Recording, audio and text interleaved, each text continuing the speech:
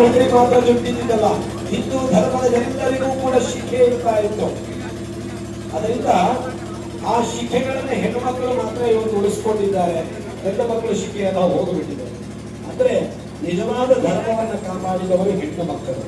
ಅದರಿಂದ ಆ ಹೆಣ್ಣು ಮಕ್ಕಳಿಗೆ ಹಾಕತಕ್ಕಂತಹ ಯಾವ ಜನಿವಾರವಿದೆಯೋ ಅದನ್ನ ಮದುವೆಯ ಕಾಲದಲ್ಲಿ, ವಿವಾಹದ ಕಾಲದಲ್ಲಿ ಗಂಡನಿಗೆ ಹಾಕಿದ್ದಾರೆ. ಅದರಿಂದ ಶಾಸ್ತ್ರ ಏನು ಹೇಳುತ್ತೆ ಅಂದ್ರೆ, ತನ್ನ ಹೆಂಡತಿ ತಪ್ಪು ಮಾಡಿದ್ರೆ ಆ ಪಾಪ ಗಂಡನಿಗೆ ಬರುತ್ತಂತೆ. ಹೆಂಡತಿ ತಪ್ಪು ಮಾಡಿದ್ರೆ, ಪಾಪ ಮಾಡಿದ್ರೆ ಆ ಪಾಪದ ಫಲ ಗಂಡನಿಗೆ ಬರುತ್ತೆ. ಆದರೆ ಗಂಡ ಮಾಡಿದ ಪಾಪ ಹೆಂಡತಿಗೆ ಬರುವುದಿಲ್ಲ. ಗಂಡ ಮಾಡಿದ ಪಾಪ ಹೆಂಡತಿಗೆ ಬರುವುದಿಲ್ಲ. ಆದರೆ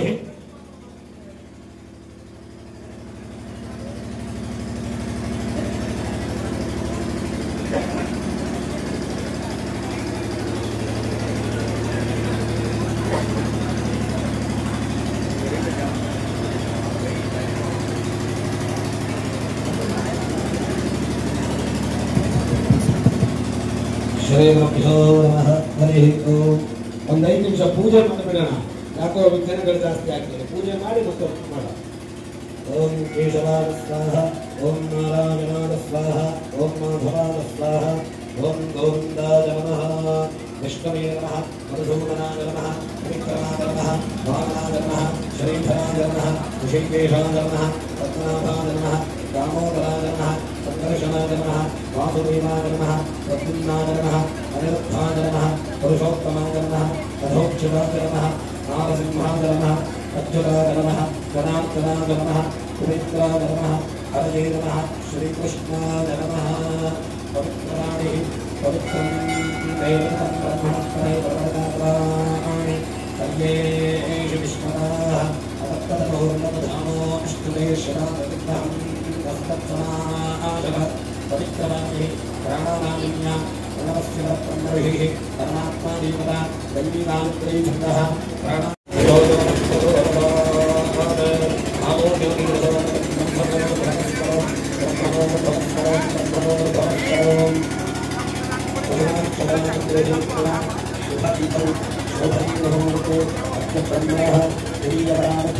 श्रीकमलाहरन्ते दैवस्वतमन्वन्दने कर्जुते प्रभवेकमवे जम्बूद्वीपे भारतवर्षे धर्मखण्डे दण्डकारण्ये गोदावर्याः दक्षिणे तीरे संवत्सराणां मध्ये श्रीमते विश्वावसनामसंवत्सरे उत्तरायणे अहन्तरतो वैशाखमासे शुक्लपक्षे अद्य सप्तम्यां शुभतिथौ वासरः वासरस्तु शुभमङ्गलकर शुभनक्षत्र शुभदूत देवतासार्वभौमे अखिलाण्डकोटि ब्रह्माण्डराजिके श्रीचण्डिकावरदापरमेश्वरी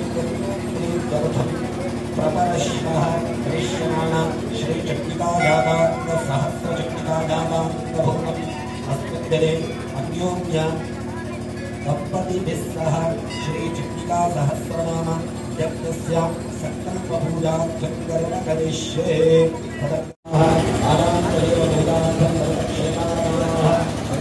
सबने लगड़ो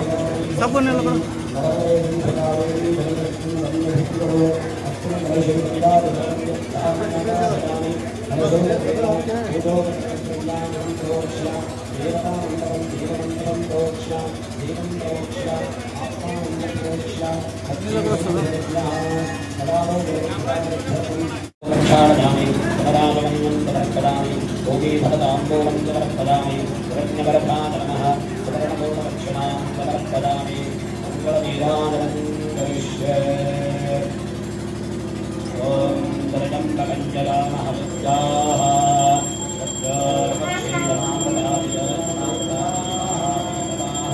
दुर्गलस्ते पदस्थले स्पन्दे मूले प्रकाशन्ते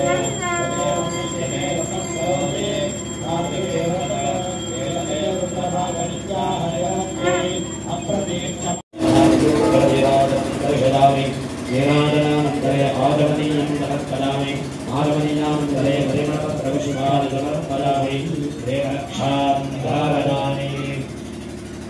बोलो दुर्गा माता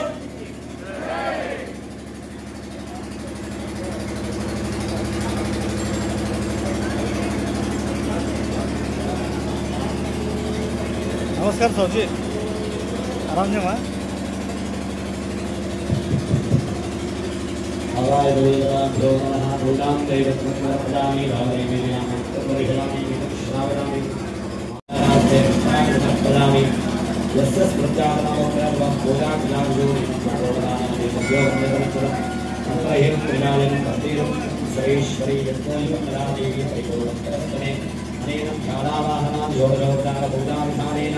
श्री चंडिकामृतापरमेश्वरी प्रियता ओम तत्सद ಜಗದಂಬಾರ್ಪಣಮಸ್ತು.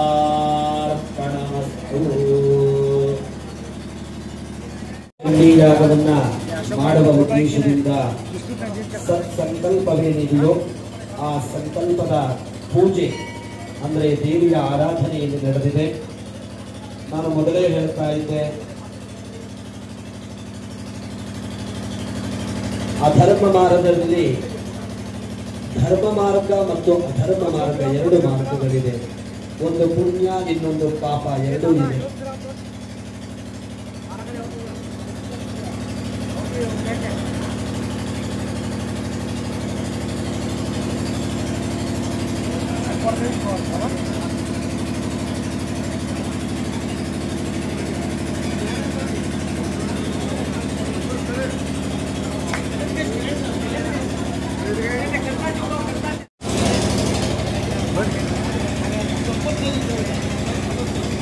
ಆದರೆ 84 ಲಕ್ಷ ಯೋನಿಯನ್ನ ದಾಟಿದ ಮೇಲೆ ಈ ಮನುಷ್ಯ ಜನ್ಮ ಅನ್ನೋದು ನಮಗೆ ಪ್ರಾಪ್ತವಾಗಿದೆ.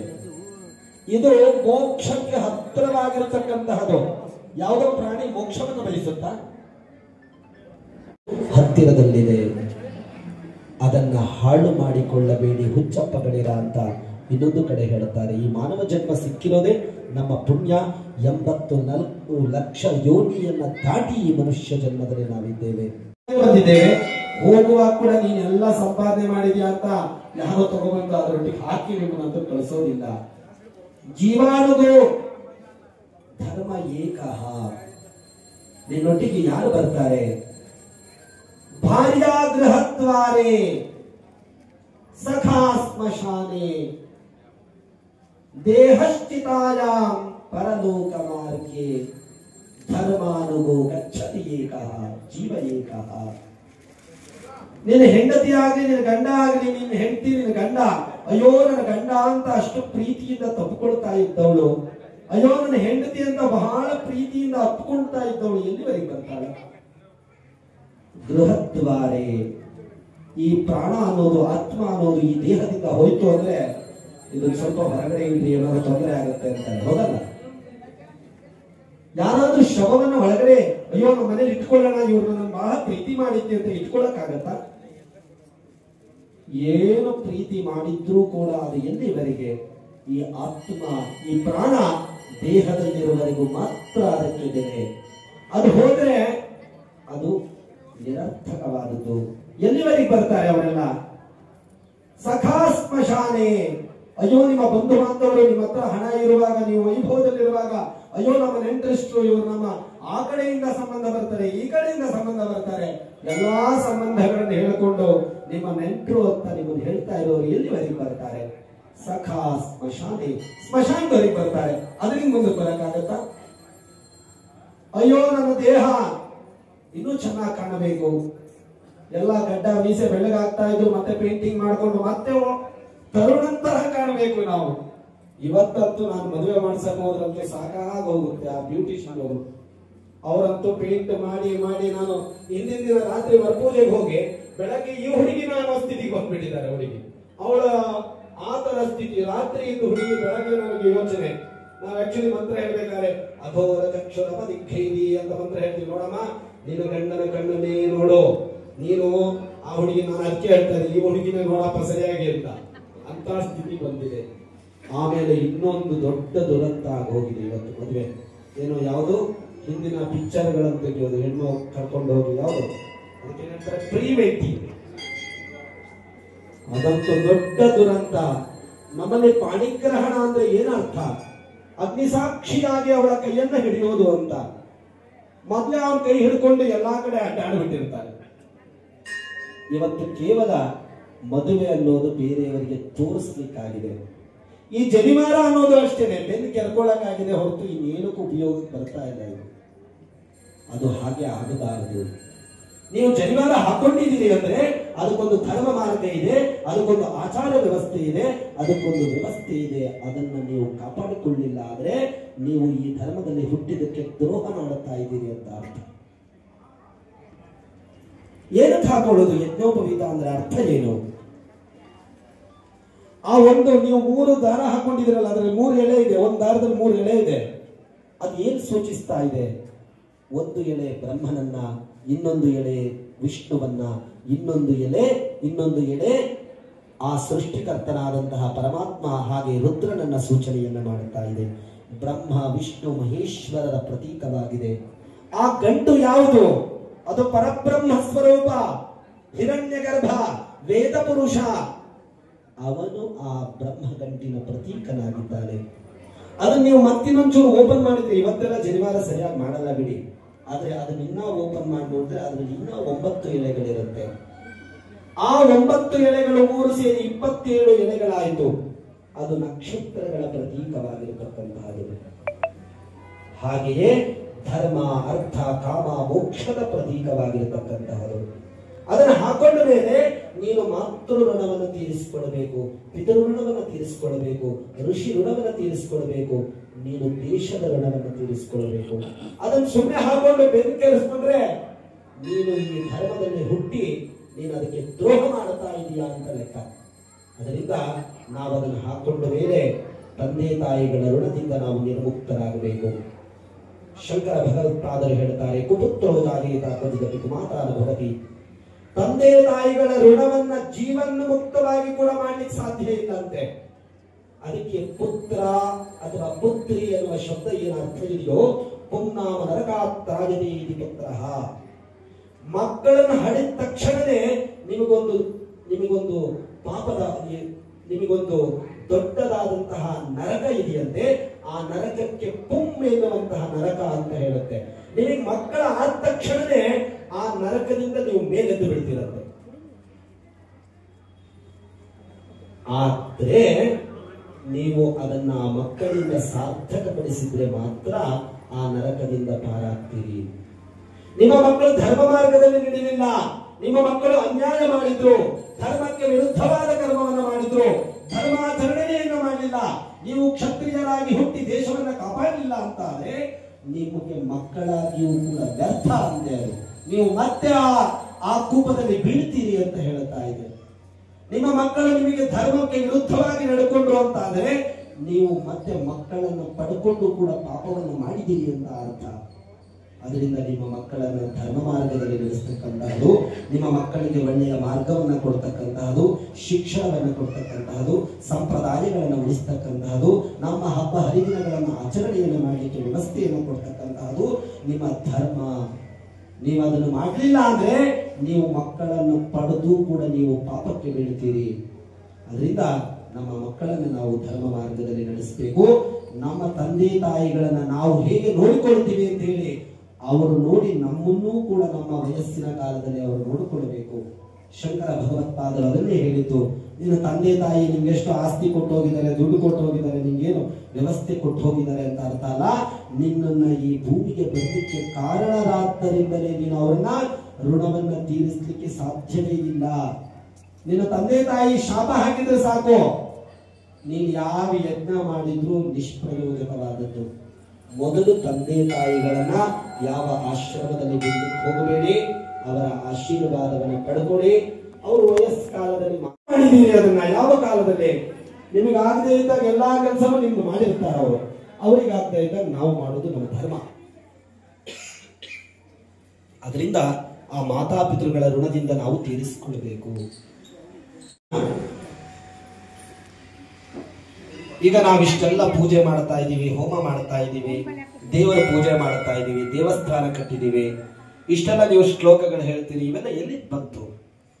ನೀವೀಗ ಪಂಚಶಲ್ಯ ಹಾಕೊಂಡಿದ್ದೀರಿ,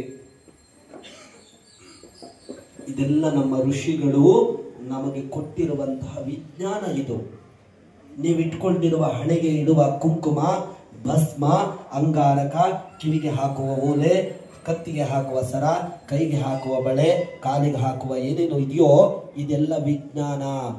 ಮನುಷ್ಯನ ದೇಹಕ್ಕೆ ಬೇಕಾಗಿರತಕ್ಕಂತಹದು, ಮನುಷ್ಯನ ಆರೋಗ್ಯಕ್ಕೆ ಬೇಕಾಗಿರ್ತಕ್ಕಂತಹದು. ನೀವು ಮಾಡುವ ಪೂಜೆ, ನೀವು ಮಾಡುವ ಧ್ಯಾನ, ನೀವು ಮಾಡುವ ಸಂಧ್ಯಾ ವಂದನೆ, ನೀವು ಹಾಕಿರುವ ಜನಿವಾರ, ಇದೆಲ್ಲ ನಿಮ್ಮ ದೇಹದ ಆರೋಗ್ಯಕ್ಕೆ ಪೂಜೆಯ ರೂಪದಲ್ಲಿ ಕೊಟ್ಟಿದ್ದಾರೆ. ನೀವು ಮಾಡುವ ಹೋಮ ಅದು ಕೂಡ ವಿಜ್ಞಾನವೇ. ನೀವು ಹಾಕುವ ಹವಿಸ್ಸಿದೆಯಲ್ಲ ತುಪ್ಪ, ಆ ತುಪ್ಪ ಎಷ್ಟೋ ಬ್ಯಾಕ್ಟೀರಿಯಾಗಳನ್ನ, ಮನುಷ್ಯನ ತೊಂದರೆ ಕೊಡತಕ್ಕಂತಹ ಬ್ಯಾಕ್ಟೀರಿಯಾಗಳನ್ನು ನಾಶ ಮಾಡುತ್ತೆ. ವಾತಾವರಣದಲ್ಲಿ ಇರುವಂತಹ ಕಲುಷತೆಯನ್ನ ಶುದ್ಧೀಕರಣ ಮಾಡುತ್ತೆ ವನಸ್ಪತಿಗಳು. ಇದೆಲ್ಲ ಯಾರು ಕೊಟ್ಟಿರೋದು ನಮಗೆ? ನಮ್ಮ ಋಷಿಗಳು ಕೊಟ್ಟಿರೋದು. ನೀವೆಲ್ಲ ಗೋತ್ರ ಹೇಳ್ತಾ ಇದಿರಲ್ಲ, ವಿಶ್ವಾಮಿತ್ರ, ಭರದ್ವಾಜ, ಏನು ಅತ್ರಿ, ಅಗಸ್ತ್ಯ, ಇವರೆಲ್ಲ ಏನು ಮೂಗು ಹಿಡ್ಕೊಂಡು ಎಲ್ಲೋ ದುಡ್ಡು ಮೇಲೆ ಕೂತವರಲ್ಲ. ಇವರೆಲ್ಲ ರಿಸರ್ಚರ್ಸ್. ಇವ್ರು ಯಾರ್ಯಾರು? ಇವರು ವಿಜ್ಞಾನಿಗಳು. ಇವರು ಅದರ ಬಗ್ಗೆ ಚಿಂತನೆ ಮಾಡಿ ಮಾಡಿ ಮಾಡಿ ಮಾಡಿ ಮನುಷ್ಯನ ಜೀವನಕ್ಕೆ ಇದನ್ನು ಮಾಡಿದ್ರೆ ಅವನು ಉದ್ಧಾರ ಆಗ್ತಾನೆ, ಬದುಕಿರುವವರೆಗೂ ಆರೋಗ್ಯವಾಗಿರ್ತಾನೆ. ಶತಂಜೀವ ಶರದೋ ವರ್ಧಮಾನ. 100 ವರ್ಷಗಳ ಕಾಲ ಧರ್ಮಾಚರಣೆಯನ್ನ ಮಾಡುತ್ತಾ ಬದುಕಬೇಕು ಅಂತ ನಮ್ಮ ಋಷಿಗಳು ನಮಗೆ ಈ ಧರ್ಮ ಶುದ್ಧತ್ವವನ್ನು ನಮಗೆ ಕೊಟ್ಟು ಹೋಗಿದ್ದಾರೆ. ಶಿವಾಜಿ ಮಹಾರಾಜರು ಏನು ಮಾಡಿದ್ರು? ಸಂಭಾಜಿ ಮಹಾರಾಜರು ಏನು ಮಾಡಿದ್ರು? ಒಂದು ಕಾಲಘಟ್ಟದಲ್ಲಿ ಹಿಂದುತ್ವವೇ ಸಂಪೂರ್ಣ ನಾಶ ಮಾಡಬೇಕು ಅಂತ ಹೇಳಿ ಔರಂಗಜೇಬ ಹೊರಟಾಗ ಎಷ್ಟು ತೊಂದರೆಗಳನ್ನು ಅನುಭವಿಸಿಯೂ ಕೂಡ ಆ ಹಿಂದುತ್ವವನ್ನು ಬಿಟ್ಟು ಅವರು ಎಲ್ಲೂ ಮಾರ್ಪಾಡಾಗಲಿಲ್ಲ. ಅವರೇನಾದ್ರೂ ಮನಸ್ಸು ಮಾಡಿ ಟೋಪಿ ಹಾಕೊಂಡ್ಬಿಟ್ಟಿದ್ರೆ ಅವತ್ತು ಈ ಧರ್ಮವೂ ಇರ್ತಾ ಇರಲಿಲ್ಲ, ನಿಮ್ ಜನಿವಾರ ಇರ್ತಾ ಇರಲಿಲ್ಲ, ನಿಮ್ ದೇವಸ್ಥಾನ ಇರ್ತಾ ಇರಲಿಲ್ಲ. ಆ ಧರ್ಮ ಉಳಿಬೇಕಾಗಿದೆ. ಇವತ್ತು ನಮ್ಮವರೊಟ್ಟಿಗಿರುವಂತಹ ನಮ್ಮ ಜೊತೆಲಿರುವವರೇ ನೀವು ಯಾರೋ ಅಯ್ಯೋ ನಮ್ಮವರು ಅಂತ ನೀವು ಹೆಗಲ ಮೇಲೆ ಕೈ ಹಾಕಲಿಕ್ಕೆ ಪ್ರಾರಂಭ ಮಾಡಿದಿರಲ್ಲ, ಅವರಿಂದಲೇ ನಿಮಗೆ ತೊಂದರೆ ಇದೆ. ಮೊನ್ನೆ ನಿಮಗೆ ಗೊತ್ತಿದೆ ತಾನೇ, ಕಾಶ್ಮೀರದಲ್ಲಿ ಆಗಿರೋದು. ಅವರಿಗೆಲ್ಲ ವ್ಯವಸ್ಥೆ ಕೊಟ್ಟವರೆಲ್ಲ ಯಾರು? ನಾವು ಯಾರು? ನಮ್ಮವರು. ಬಾಯಿ ಅಂತ ಹೇಳ್ತಾ ಇದೀವಲ್ಲ, ಅದೇ ಆಗುತ್ತಾ ಇರೋದು. ದಯಮಾಡಿ ನಮ್ಮ ಧರ್ಮ ಉಳಿಬೇಕಾಗಿದೆ. ಅದು ಉಳಿಬೇಕಂತಾದ್ರೆ ನಾವು ಧರ್ಮ ಮಾರ್ಗದಲ್ಲಿ ನಾವು ನಡೆಯುವವರಾಗಬೇಕು. ನೀವು ಹಾಕಿರುವ ಜನಿವಾರದ ಪ್ರತೀಕವಾಗಿರತಕ್ಕಂತಹದ್ದು ಏನು ಆ ವಿಶೇಷವಾಗಿರತಕ್ಕಂತಹ ತಂದೆ ತಾಯಿಗಳ ಋಣ, ಋಷಿ ಋಣ, ಹಾಗೆ ಪಿತೃ ಋಣದಿಂದ ನಾವು ಮುಕ್ತರಾಗಬೇಕಂತಾದ್ರೆ ನಾವು ಧರ್ಮ ಮಾರ್ಗದಲ್ಲಿ ನಡಿಬೇಕು. ಇಂತಹ ಯಜ್ಞ ಅನ್ನುವ ಶಬ್ದದ ಅರ್ಥವೇ ಅಷ್ಟು. ಯಜ ದೇವ ಪೂಜಾ ಸಂಘಟೀಕರಣ ತಾನೇಶು. ಯಜ ಅಂದ್ರೆ ದೇವರನ್ನ ಕುರಿತು ಹವಿಸ್ಸನ್ನ ಕೊಡ್ತಕ್ಕಂತಹದು. ಸಂಘಟೀಕರಣ ಅಂದ್ರೆ ಸಮಾಜವನ್ನ ಧರ್ಮ ಮಾರ್ಗದಲ್ಲಿ ನಡೆಸ್ತಕ್ಕಂತಹದು, ಸಮಾಜಕ್ಕೆ ಸಂಸ್ಕಾರವನ್ನು ಕೊಡ್ತಕ್ಕಂತಹದು. ಹಿಂದೂ ಧರ್ಮ ಪರಂಪರೆಯ ಬಗ್ಗೆ ನಾವು ಚಿಂತನೆಯನ್ನು ನಡೆಸ್ತಕ್ಕಂತಹದು ಕೂಡ ಯಜ್ಞವೇ ಆಗ್ತದೆ. ಸಂಘಟೀಕರಣ ದಾನೇಶು, ನೀವು ಮಾಡ್ತಕ್ಕಂತಹ ದಾನ. ಯಾಕೆಂದ್ರೆ ಮನುಷ್ಯ ಯಾವುದರಿಂದಲೂ ಶೋಭಾಯಮಾನವಾಗಿ ಕಾಣುವುದಿಲ್ಲಂತೆ, ದಾನದಿಂದ ಮಾತ್ರ ಅವನು ಶೋಭಾಯಮಾನವಾಗಿ ಕಾಣುತ್ತಾನಂತೆ. ನಾವು ಮೊದಲೇ ಹೇಳಿದೆ, ನಾವು ಬರುವಾಗ ಏನನ್ನೂ ತಂದಿಲ್ಲ, ಹೋಗುವಾಗ ಏನು ತಗೊಂಡು ಹೋಗೋದಿಲ್ಲ. ನೀವು ಏನು ಇವತ್ತು ಯಜ್ಞ ಮಾಡ್ತಾ ಇದ್ದೀರೋ, ನೀವೇನು ದಾನ ಧರ್ಮವನ್ನು ಮಾಡಿದಿರೋ, ಒಂದಿಷ್ಟು ಜನಕ್ಕೆ ಒಳ್ಳೇದು ಮಾಡಿದಿರೋ, ಧರ್ಮಾನುಗೋ ಗಚ್ಚತಿ ಜೀವ ಏಕಃ. ಆ ಪ್ರಾಣದೊತ್ತಿಗೆ ಬರ್ತಕ್ಕಂತಹದ್ದು ನೀವು ಮಾಡಿದ ಪುಣ್ಯ ಬಿಟ್ರೆ ಬೇರೆ ಯಾವುದು ನಿಮ್ಮ ಪಿಜ್ಜಾ ಬರ್ಗರ್ ಯಾವುದು ನಿಮ್ಮ ಜೊತೆ ಬರೋದೇ ಇಲ್ಲ. ನಾವು ಮಾಡಿದ ಧರ್ಮ ಮಾತ್ರ ನಮ್ಮೊಟ್ಟಿಗೆ ಬರುತ್ತದೆ. ಅಂತಹ ವಿಶೇಷವಾದಂತಹ ಈ ಸಹಸ್ರ ಚಂಡಿಕಾಯಾಗ ತಾಯಿಯ ಕೃಪೆಯಿಂದ, ಈ ಕ್ಷೇತ್ರದ ಜಾಗೃತಿಯಿಂದ ಇಡೀ ಉತ್ತರ ಕರ್ನಾಟಕದಲ್ಲಿ ಹುಬ್ಬಳ್ಳಿಯಲ್ಲಿ ಪ್ರಥಮವಾರಿಯಾಗಿ ಈ ಒಂದು ಸಹಸ್ರ ಚಂಡಿಕಾಯಾಗವನ್ನ ತಾಯಿ ನಡೆಸ್ತಾ ಇದ್ದಾಳೆ ನಿಮ್ಮ ಮೂಲಕವಾಗಿ. ನಿಮಗೆಲ್ಲರಿಗೂ ಅವಳ ಸಹಚರರಂತೆ ನಿಮ್ಮ ಮೂಲಕ ನಡೆಸ್ತಾ ಇದ್ದಾಳೆ. ಅದು ನಿಮಗೆ ಕೊಟ್ಟಿರತಕ್ಕಂತಹ ಭಾಗ್ಯ ಎಂಬತಕ್ಕಂತಹದಾಗಿ ತಿಳಿದು ಎಲ್ಲರೂ ಜಗನ್ಮಾತೆಯನ್ನ ಇನ್ನೊಮ್ಮೆ ಭಕ್ತಿಯಿಂದ ಪ್ರಾರ್ಥನೆ ಮಾಡಿಕೊಡಿ. ಈಗ ಸಂಕಲ್ಪ ಪ್ರಾರಂಭವಾಗ್ತಾ ಇದೆ.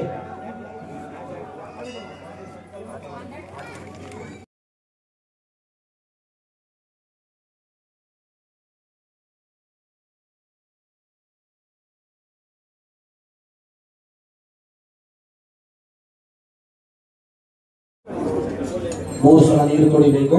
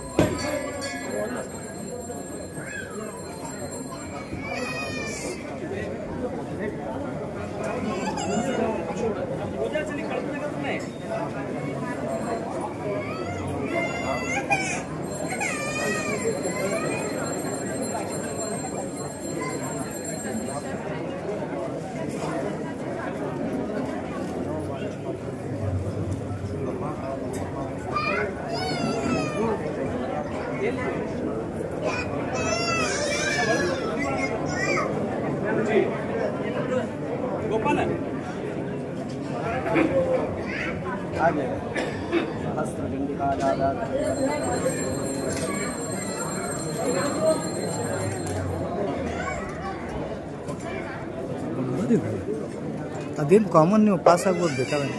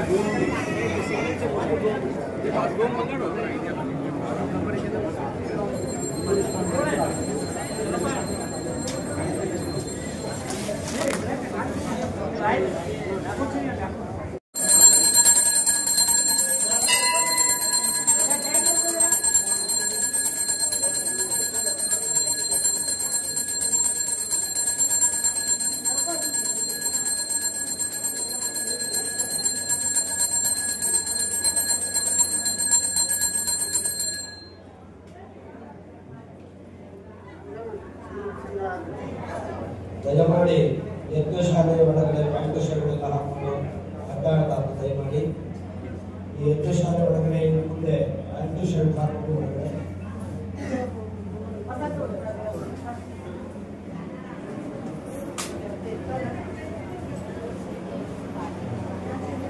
ಎಲ್ಲರೂ ಎಡಗೈ ಮೇಲೆ ಬಲಗೈಯನ್ನು ಇಟ್ಕೊಳ್ಳಿ, ಬಲ ತೊಡೆಯ ಮೇಲೆ ಇಟ್ಕೊಳ್ಳಿ. ದ್ವಿತೀಯ ಪರಾರ್ಥೆ ಶ್ವೇತ ವರಾಹ ಕಲ್ಪೆ ವೈವಸ್ವತ ಮನ್ವಂತರೆ ಕಲಿಯುಗೆ ಪ್ರಥಮೇ ಪಾದೆ ಜಂಬೂದ್ವೀಪೆ ಭಾರತವರ್ಷೆ ಭರತಖಂಡೇ ದತ್ತಗಾಮ್ಯೆ ಗೋದಾವರ್ಯಾಃ ದಕ್ಷಿಣ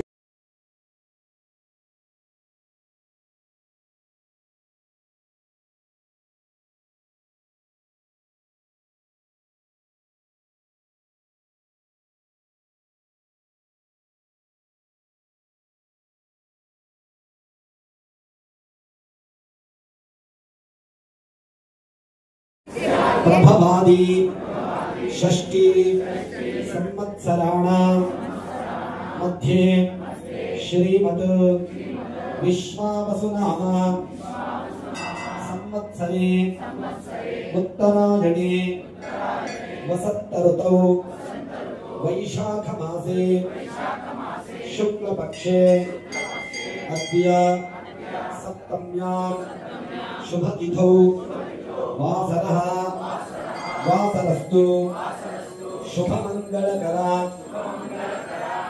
भानुवासर युक्तायां शुभ नक्षत्र शुभ योग शुभ कर्ण एवं गुण विशेषण विशिष्टायां अस्यां शुभ तिथौ मम उपात्त समस्त दुरित क्षयद्वारा श्री परमेश्वर प्रीत्यर्थं देवा देवोत्तमे देवता सार्वभौमे अखिलांडकोटि ब्रह्मांडनायकी श्री महाकाली महालक्ष्मी महासरस्वती ऐक्यस्वरूपिणी जगदम्बा श्री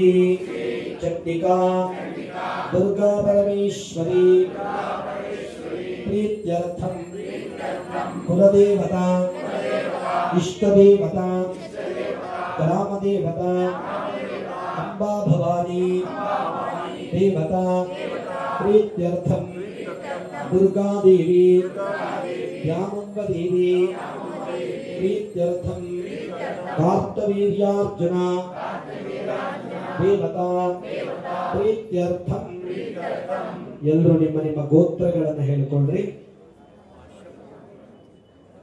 ನಿಮ್ಮ ಹೆಸರನ್ನು ಹೇಳಿಕೊಳ್ಳ್ರಿ, ನಿಮ್ಮ ನಕ್ಷತ್ರ ಹೇಳಿಕೊಳ್ಳ್ರಿ, ನಿಮ್ಮ ರಾಶಿಯನ್ನು ಹೇಳಿಕೊಳ್ಳ್ರಿ, ನಿಮ್ಮ ಕುಟುಂಬದವರ ಎಲ್ಲರ ಹೆಸರುಗಳನ್ನು, ನಿಮ್ಮ ಮಕ್ಕಳು ಮೊಮ್ಮಕ್ಕಳು ಇದ್ರೆ ಯಾರು ನಿಮ್ಮ ಮಕ್ಕಳಿದ್ದಾರೋ ಅವರೆಲ್ಲರ ಹೆಸರುಗಳನ್ನು ಹೇಳಿಕೊಳ್ಳ್ರಿ.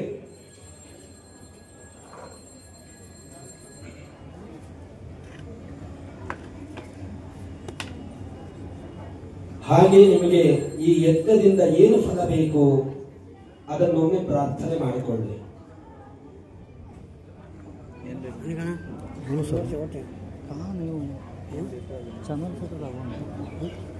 ಎಲ್ಲರೂ ಹೇಳ್ರಿ, ಅಸ್ಮಾಕಂ ಸಹ ಕುಟುಂಬಾನಾಂ ಅಸ್ಮಿನ್ ರಾಷ್ಟ್ರೇ ಸ್ಥಿತಾನಾಂ ಆಸೀತು ಹಿಮಾಚಲವರ್ತಿ ನಿಖಿಲ ಆಸ್ತಿಕ ಭಕ್ತ ಮಹಾಜನಾನಾಂ ಚ ಕ್ಷೇಮ ಸ್ಥೈರ್ಯ ವಿಜಯ ಅಭಯ ಆಯುಃ ಆರೋಗ್ಯ ಅಭಿವೃದ್ಧಿ ಅರ್ಥಂ ಸಂಭಾವಿತ ಸಮಸ್ತ ಗ್ರಹಚಾರ ಪೀಡಾ ಪರಿಹಾರಾರ್ಥಂ ದಿವ್ಯಾ ಭೌಮ ಅಂತರಿಕ್ಷ ಮಹೋತ್ಪಾತ ದುಸ್ವಪ್ನ ಅದ್ಭುತ दर्शन अपशकुन दुर्निमित्त आगामी सूचित सकल दुष्टारिष्ट पीड़ा परिहारार्थम आध्यात्मिक आधिदैविक आधिभौतिक जनित तापत्रय निवृत्त्यर्थम शत्रुभिः कृत क्रियमाण कारयिष्यमाण मारण उच्चाटन मोहन आकर्षण विद्वेषण यत्र तत्र मंत्र रस चूर्ण प्रयोग कृत्रिमादि जनित सर्वोपद्रव शात्यर्थम सकल दृष्टिदोष वाक्दोष समस्त जनित सर्वोपद्रव निवारणार्थम सकल दृष्टिदोष वाक्दोष कृत्रिमदोष निवारणद्वारा कृत्याज्वरा रक्षः पिशाचान् मार्यादि समस्त क्लेश शात्यर्थं संजनित राजभय चोरभय जलभय वन्यभय भूतभय प्रेतभय पिशाचिभय समस्त भय निवारणार्थं संभावित अपमृत्यु अकाल मृत्यु व्याल मृत्यु घोर मृत्यु क्षुद्र मृत्यु दुष्ट मृत्यु आदि समस्त मृत्युबाधा निवृत्त्यर्थं शरीरे अस्थिना वातजा पित्तजा कपोत्था समस्त रोग परिहारार्थं क्षिप्र आरोग्य प्राप्त्यर्थं सर्वेषां सुख शांति समृद्ध जीवन प्राप्ति द्वारा शतमान पूर्णायुष्य प्राप्त्यर्थं इह जन्मन्येव श्री देव्याः चरणारविन्दयोः अविच्छिन्न भक्ति प्राप्ति संपूर्ण साक्षात्कार सिद्धि द्वारा सनातन हिंदू धर्म भूयिष्ठ भारत देशीय मानव जन्म साफल्य अवाप्य देशे अतिवृष्टि अनावृष्टि दोष परिहार पूर्वकं यथा कालं सुवृष्टि प्राप्ति द्वारा वापी कूपा तटाकादीना पूर्ण द्वारा उत्तरोत्तर अभिवृद्ध्यर्थं सर्वेषां भक्तमहाजनानां परस्पर सौमनस्येन चिरकाल सुख जीवन प्राप्त्यर्थं चिरकाल सुख संसार निर्वहण गुण सिद्ध्यर्थं अद्य प्रभृति पंचदिन साध्य श्री चंडिका सहस्र चंडिका यागाख्या कर्मणि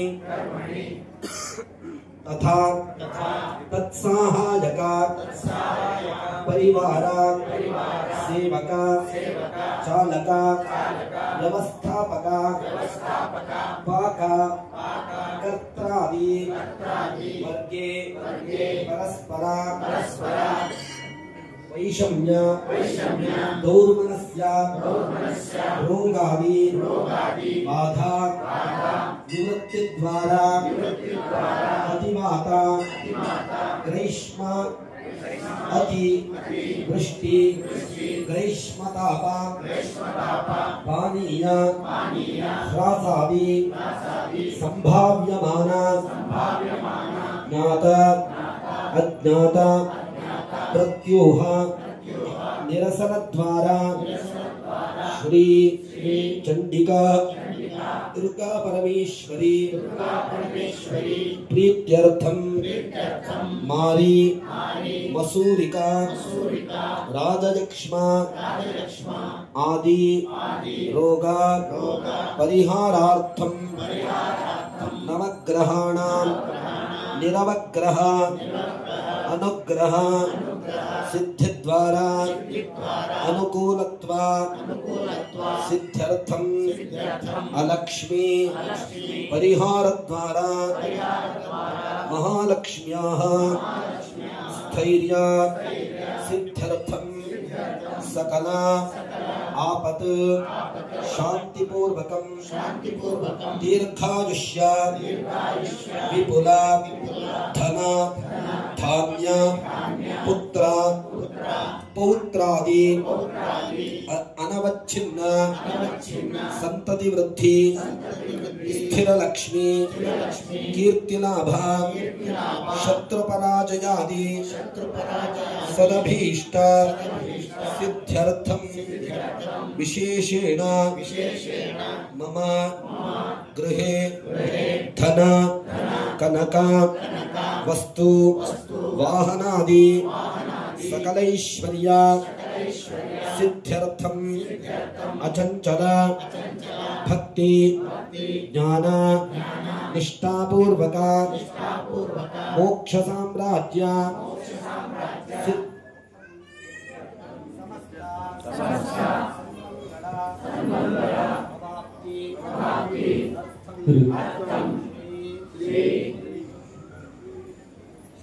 श्री सर्वधर्मस्य स्व संस्कृतेः स्वजातेः रक्षणाय भारतभूमेः गौरव वर्धनाय अधर्म निग्रहाय आतंक नाशद्वारा सत्यस्य प्रतिष्ठाय धर्मस्य संवर्धनाय सर्वजन हिताय च संपूर्ण भावेन पूर्ण श्रद्धया श्री महाकाली महालक्ष्मी महासरस्वती देवताः ऐक्यस्वरूपिणी श्री चंडिका दुर्गा परमेश्वरी प्रीत्यर्थम श्री सहस्र चंडिका यागाख्यम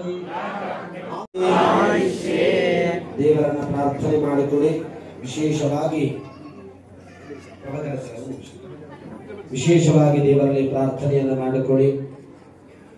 ಈ ಸಹಸ್ರ ಚಂಡಿಕಾ ಯಾಗ ಎಂತಕ್ಕಂತಹದ್ದು ಸಾಮಾನ್ಯವಾದ ಯಜ್ಞ ಅಲ್ಲ, ವಿಶೇಷವಾದಂತಹ ಯಜ್ಞ. 100 ಜನ ಬ್ರಾಹ್ಮಣರಿಂದ ಒಂದು ಪಾರಾಯಣವನ್ನ ಮಾಡಿ ಒಂದಾವರ್ತಿಯಾಗಿ ಹೋಮವನ್ನ ಮಾಡಿದ್ರೆ ಅದಕ್ಕೆ ಕೇವಲ ಚಂಡಿಕಾ ಹೋಮ ಅಂತ ಹೇಳಲ್ಪಡುತ್ತದೆ. 10 ಜನ ಬ್ರಾಹ್ಮಣರು 10 ಪಾರಾಯಣವನ್ನ ಮಾಡಿ ಒಂದಾವರ್ತಿ ಹೋಮವನ್ನ ಮಾಡಿದ್ರೆ ಅದಕ್ಕೆ ನವಚಂಡಿಕಾ ಯಾಗ ಅಂತ ಕರೆಯಲ್ಪಡುತ್ತದೆ. 100 ಜನ ಬ್ರಾಹ್ಮಣರು 100 ಪಾರಾಯಣವನ್ನ ಮಾಡಿ ಅದರ ದಶಾಂಶ ಹೋಮವನ್ನ 10 ಬಾರಿ ಹೋಮವನ್ನ ಮಾಡಿದ್ರೆ ಅದಕ್ಕೆ ಶತಚಂಡಿ ಅಂತ ಕರೆಯಲ್ಪಡುತ್ತದೆ. 10 ಹೋಮದ ಕುಂಡದಲ್ಲಿ, ಒಂದೊಂದು ಹೋಮದ ಕುಂಡದಲ್ಲಿ 10 ಜನ ಬ್ರಾಹ್ಮಣರು ಕುಳಿತು ಆ ದೇವಿಗೆ ಹವಿಸ್ಸನ್ನು ಕೊಟ್ಟಾಗ ಅದು ಸಹಸ್ರ ಚಂಡಿ ಅಂತ ಕರೆಯಲ್ಪಡುತ್ತದೆ. ಹಾಗೆ ಇನ್ನು ಮುಂದೆ ಅಯುತ ಚಂಡಿ ಅಂತ ಇದೆ. ಅದು 1000 ಜನ ಬ್ರಾಹ್ಮಣರು 10,000 ಬಾರಿ ಜಪವನ್ನ ಮಾಡಿ 1,000 ಆವೃತ್ತಿ ಹೋಮವನ್ನು ಮಾಡಿದ್ರೆ ಅದು ಅಯುತ ಚಂಡಿ ಆಗುತ್ತದೆ. ಇನ್ನ 1,00,000 ಚಂಡಿ ಇದೆ, ಕೋಟಿ ಚಂಡಿ ಕೂಡ ಶಾಸ್ತ್ರಕಾರರು ನಿರ್ಣಯವನ್ನು ಮಾಡುತ್ತಾ ಹೋಗ್ತಾರೆ. ಅಶ್ವಮೇಧ ಯಾಗವನ್ನ ಮಾಡಿದಂತಹ ಫಲ ಅಂತ ಶಾಸ್ತ್ರಕಾರರು ನಿರ್ಣಯವನ್ನು ಮಾಡುತ್ತಾರೆ. ಒಂದು ಸಹಸ್ರ ಚಂಡಿಯನ್ನ ಮಾಡಿದ್ರೆ ಯಾವ ಯಾವ ಅಗ್ನಿಷ್ಟೋಮ, ಅತಿರಾತ್ರ, ವಾಜಪೇಯ ಈ ಯಜ್ಞವನ್ನ 10 ಬಾರಿ ಮಾಡಿದ ಫಲ ಸಹಸ್ರ ಚಂಡಿಕಾ ಯಾಗಕ್ಕೆ ಹೇಳಲ್ಪಡುತ್ತದೆ. ಅಂದ್ರೆ ಈ ಚಂಡಿಕಾ ಯಜ್ಞ ಎಂತಕ್ಕಂತಹದು ಅಷ್ಟು ಶ್ರೇಷ್ಠವಾಗಿರತಕ್ಕಂತಹದು. ಸಹಸ್ರ ಸ್ವರೂಪದಲ್ಲಿ ಜಗನ್ಮಾತೆ ಪ್ರತ್ಯಕ್ಷಳಾಗ್ತಾಳಂತೆ. ಆಗಿ ಅಧರ್ಮವನ್ನ ನಿವೃತ್ತಿಯನ್ನ ಮಾಡುತ್ತಾಳೆ, ಸ್ವಧರ್ಮವನ್ನ ಪ್ರತಿಷ್ಠೆಯನ್ನ ಮಾಡುತ್ತಾಳಂತೆ. ಅದರಲ್ಲಿ ವಿಶೇಷವಾಗಿ ಚಂಡಿ ಜಪದಲ್ಲಿ ಅವಳ ಆವಿರ್ಭಾವವನ್ನ ಹೇಳುತ್ತಾ ಆ ಮಹಾಕಾಳಿಯ ಆವಿರ್ಭಾವದ ಬಗ್ಗೆ ಹೇಳುತ್ತಾ ಹೋಗ್ತಾರೆ. ಶ್ರೀ ಮಹಾವಿಷ್ಣುವು ಯೋಗ ನಿದ್ರೆಯಲ್ಲಿ ಇರುವ ಕಾಲದಲ್ಲಿ ಬ್ರಹ್ಮನಿಗೆ ಬಂದು ಆ ರಕ್ತಬೀಜಾಸುರರು ಅವರನ್ನ ತಿನ್ನಲಿಕ್ಕೆ ಬರ್ತಾರೆ. ಬ್ರಹ್ಮನನ್ನೇ, ಚತುರ್ಮುಖ ಬ್ರಹ್ಮನನ್ನೇ ತಿನ್ನಲಿಕ್ಕೆ ಬರ್ತಾರೆ. ಆಗ ಅವನ ಭಯದಿಂದ ಓಡುತ್ತಾ ಓಡುತ್ತಾ ಎಲ್ಲ ದೇವತೆಗಳ ಪರ ಹೋದರೂ ಕೂಡ ಅವನ ರಕ್ಷಣೆಯನ್ನು ಮಾಡಲಿಕ್ಕಾಗುವುದಿಲ್ಲ. ಆಗ ಆ ತಾಯಿಯ ಸ್ಮರಣೆಯನ್ನ ಬ್ರಹ್ಮ ಮಾಡುತ್ತಾರೆ. ತಾಯಿಯು ಪ್ರತ್ಯಕ್ಷಳಾಗಿ ಆ ಯೋಗ ನಿದ್ರೆಗೆ ಅವಳೇ ಕಾರಣ, ನಮ್ಮಲ್ಲಿರ್ತಕ್ಕಂತಹ ಯಾವ ಅಜ್ಞಾನವಿದೆಯೋ ಆ ಅಜ್ಞಾನದ ಕತ್ತಲೆಯನ್ನು ತೆಗೆದಕ್ಕಂತವಳು ತಾಯಿ. ಆಗ ವಿಷ್ಣುವಿಗೆ ಆ ಯೋಗ ನಿದ್ರೆಯಿಂದ ಹೊರತಂದು ಆ ರಕ್ತ ಬೀಜಾಸುರರ ಸಂಹಾರವನ್ನು ಮಾಡಿಸ್ತಾಳೆ. ಹಾಗೆ ಮುಂದೆ ಬರ್ತಾ ಮಹಿಷನನ್ನು ಕೂಡ ಶುಭ ನಿಶುಭಾದಿಗಳನ್ನ ಸಂಹಾರವನ್ನ ಮಾಡಿ ಜಗತ್ತನ್ನ ರಕ್ಷಣೆಯನ್ನ ಮಾಡುತ್ತಾಳೆ. ಅವಳೇ ಹೇಳ್ತಾಳೆ, ಲೋಕಕ್ಕೆ ಯಾವಾಗ ಕ್ಷೋಭೆ ಉಂಟಾಗ್ತದೋ, ಯಾವ ಧರ್ಮಕ್ಕೆ ಚ್ಯುತಿ ಉಂಟಾಗ್ತದೋ ಆ ಕಾಲದಲ್ಲಿ ಮತ್ತೆ ನಾನು ಬಂದು ಆ ಅಧರ್ಮವನ್ನು ನಾಶ ಮಾಡುತ್ತೇನೆ ಅಂತ ಹೇಳ್ತಾಳೆ. ಅದರಿಂದ ಅವಳ ಸ್ಮರಣೆ, ಈ ಯಜ್ಞ ಸಹಸ್ರ ಚಂಡಿಕಾ ಯಾಗ ಬಹಳ ಶ್ರೇಷ್ಠವಾಗಿರತಕ್ಕಂತಹದು. 100 ಜನ ಬ್ರಾಹ್ಮಣರಿಂದ 1000 ಬಾರಿ ಸಪ್ತಶತಿ ಮಂತ್ರವನ್ನ, ಅಂದ್ರೆ ಒಂದು ಸಪ್ತಶತಿಯ ಪಾರಾಯಣ ಅಂದ್ರೆ 1,000 ಮಂತ್ರಗಳಿದೆ, ಅದನ್ನು ಜಪ ಮಾಡಿ ಅದರ ಹೋಮವನ್ನು ಕೂಡ ನಾಡಿದ್ದು ಮಾಡಲಿಕ್ಕಿದ್ದೇವೆ. ಬಹಳ ಉತ್ಕೃಷ್ಟವಾದ ಯಜ್ಞ, ಬಹಳ ಶ್ರದ್ಧೆಯಿಂದ, ಮಡಿಯಿಂದ, ಭಕ್ತಿಯಿಂದ ಮಾಡತಕ್ಕಂತಹ ಯಜ್ಞ. ಇದು ಖಂಡಿತವಾಗಿಯೂ ಸಂಪೂರ್ಣವಾದ ಫಲವನ್ನು ಕೊಡ್ತಕ್ಕಂತಹ ಯಜ್ಞ. ಅದರಿಂದ ಭಕ್ತಿಯಿಂದ, ಶ್ರದ್ಧೆಯಿಂದ ಜಗನ್ಮಾತೆಯನ್ನು ಪ್ರಾರ್ಥನೆ ಮಾಡಿಕೊಳ್ಳಿ. ನಿಮ್ಮ ಎಲ್ಲ ಕಷ್ಟಗಳು ನಿವೃತ್ತಿಯಾಗಿ ಶತ್ರು ಬಾಧೆಗಳನ್ನು ನಿವೃತ್ತಿಯನ್ನ ಮಾಡುತ್ತಾಳೆ ಈ ಯಜ್ಞದಿಂದ. ದೃಷ್ಟಿ ದೋಷಾದಿಗಳು, ನಿಮ್ಮ ಉದ್ಯೋಗ ವ್ಯವಹಾರ ವ್ಯಾಪಾರ ಕ್ಷೇತ್ರದಲ್ಲಿರ್ತಕ್ಕಂತಹ ತೊಂದರೆಗಳು ನಿವೃತ್ತಿಯಾಗ್ತದೆ. ನಿಮ್ಮ ಜಾತಕದಲ್ಲಿ ಏನಾದರೂ ದುಷ್ಟ ಸ್ಥಾನದಲ್ಲಿ ಕುಳಿತಿರತಕ್ಕಂತಹ ಯಾವ ಗ್ರಹಗಳಿದೆಯೋ ಆ ಎಲ್ಲ ದೋಷಗಳನ್ನು ನಿವೃತ್ತಿಯನ್ನ ಮಾಡುತ್ತಾಳೆ. ಅಪಮೃತ್ಯು ಅಪಕಂಠಕಗಳನ್ನು ನಿವೃತ್ತಿಯನ್ನ ಮಾಡುತ್ತಾಳೆ. ಯಾರು ಅವಿವಾಹಿತರಿದ್ದಾರೋ ಪತ್ನಿ ಮನೋರಮಾಂ ದೇಹಿ ಮನೋವೃತ್ತಾನುಸಾರಿಣಿ ತಾರಿಣೀ ದುರ್ಗ ಸಂಸಾರ ಸಾಗರಸ್ಯ ಕುಲೋದ್ಭವ.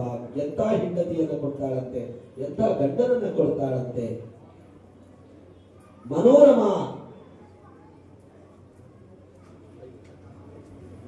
ಅದರಿಂದ ಈ ಎಲ್ಲ ಫಲಗಳನ್ನು ವಿಶೇಷವಾಗಿ ಅನುಗ್ರಹವನ್ನು ಮಾಡುತ್ತಾಳೆ.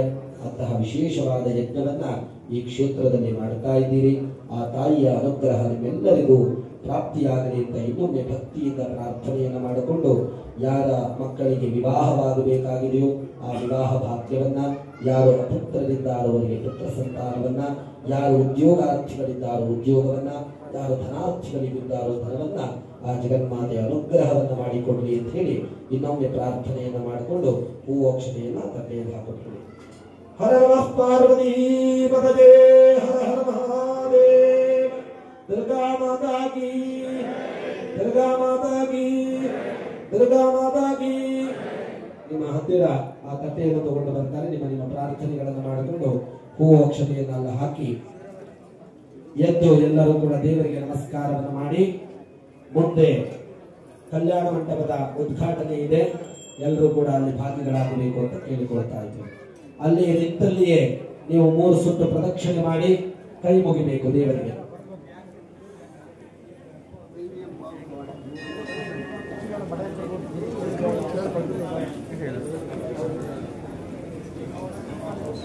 ಸಂಕಲ್ಪ ಕೊಳ್ತವರು ಅಲ್ಲೇ ಕೂತಿರಿ ಸರ್, ಒಂದು 5 ನಿಮಿಷ.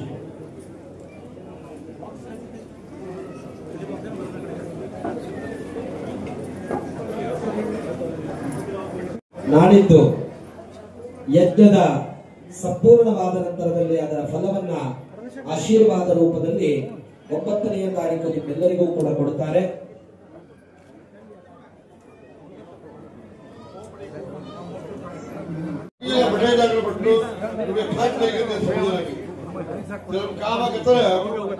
एक लुंगी आणि एक पंजो आणि वैरावती एक लुंगो देवीने एक आशीर्वाद करून एक देखाचे आणि 9 तारीखने अनेक घाली उनपुरे विनंती છે.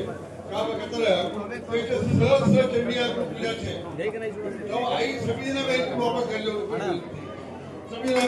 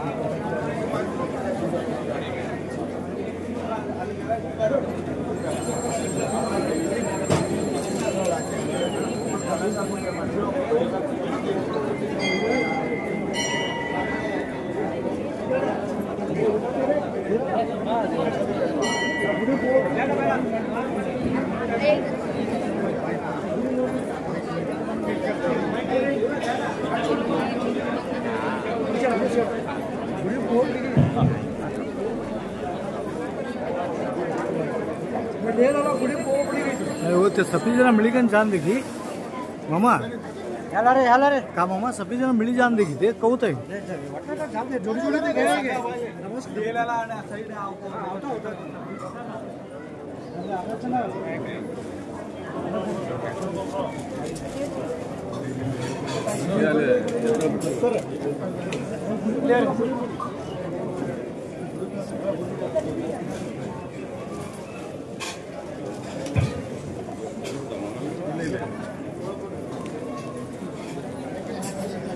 ಸ್ವಲ್ಪ ದಾರಿ ಬಿಡು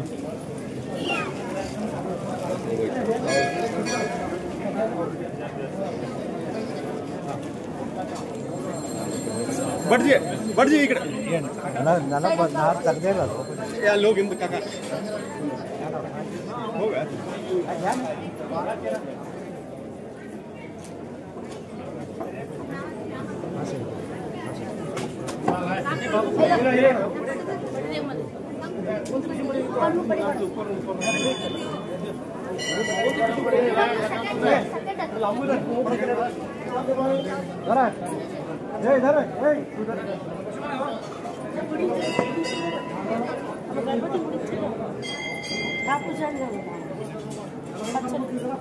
घरी चूती आवाज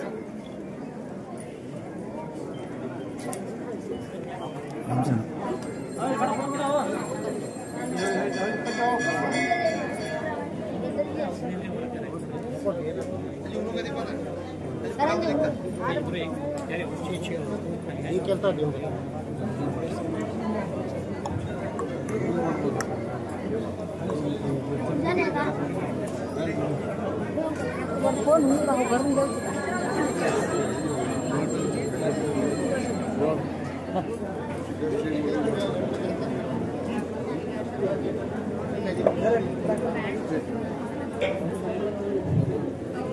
अभी उन्हें पहुंचाएंगे देखूंगे अनाते हंगे होने का दे तो वस्त्र देखो